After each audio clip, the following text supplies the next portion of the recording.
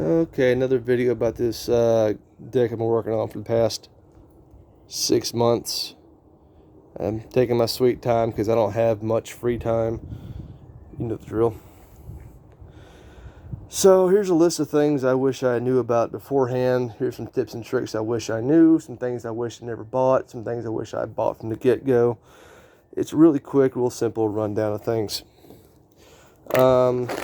These screws, deck mates number 9, 2.5 inch. They're great. Is it T20 bit? Don't use the bit it comes with. It's made of cheaper, softer metal. It'll strip out the screw head, strip out the bit itself too. It just turns to a mess. Just go a couple aisles over in Home Depot and get you some Milwaukee's T20, box of 15 of them. It's about $13, $14 for the box, and you're good.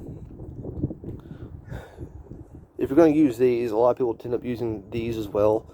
These countersinks, they go down to a certain depth, and this right here will just spin. So it's an automatic depth finder, just stops. It sounds great in theory, but I've had too many times where it didn't stop at the right distance, and you get these little obnoxious buttons. When you put the plug on top of the screw head that's not all the way down, you get these buttons everywhere. And I gotta take those out and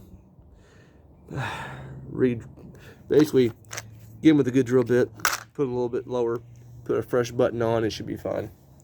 But that's just annoying, you gotta do it twice. That's that.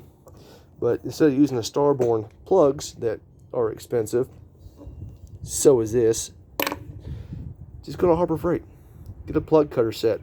It's like a 4-pack for $4. And you just cut your plugs on a piece of scrap wood that matches everything, and you got the same thing as that is, except you made it yourself, and you get a lot more of them for a lot cheaper.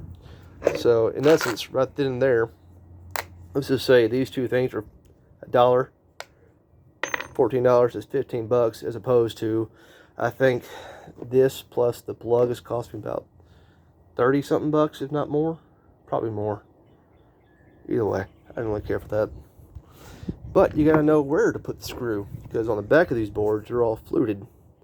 Guess we're saving money on plastic and it's still strong. So what I did was I made a little jig. You can tell the ribs lined up with these holes, so I make sure I'm not getting half material, I'm getting the full depth of the thing. I hate to put a screw in and just all of a sudden it bottoms out. See, I don't know if you can see that or not, but here's 2 buttons lining right up, so I know it go in right there. Saves me a lot of headache, a lot of pain, and also the holes a little more uniform, look better. So these fascia screws, I actually like this. Like I said, Starborn makes a couple good things. These are half smooth shank, half other shank. Standard threaded shank. Think of the term there. So it won't damage the fascia board when it gets warm and expands. Now, you can countersink the fascia screws, but I kind of like the way they look. Got accents, you know. Another thing I did for these fascia boards is you see these corner pieces here. What I've done is, this is 7 1/4 right there, so I cut a piece of 7 1/4 on the miter saw, took it to the table saw, found my center, cut out a 45, and left about 1/16 the material on the top side. So you take a heat gun to both sides, top and bottom, and you can bend it with a heat gun and make that good corner. I don't know if you can see that there, but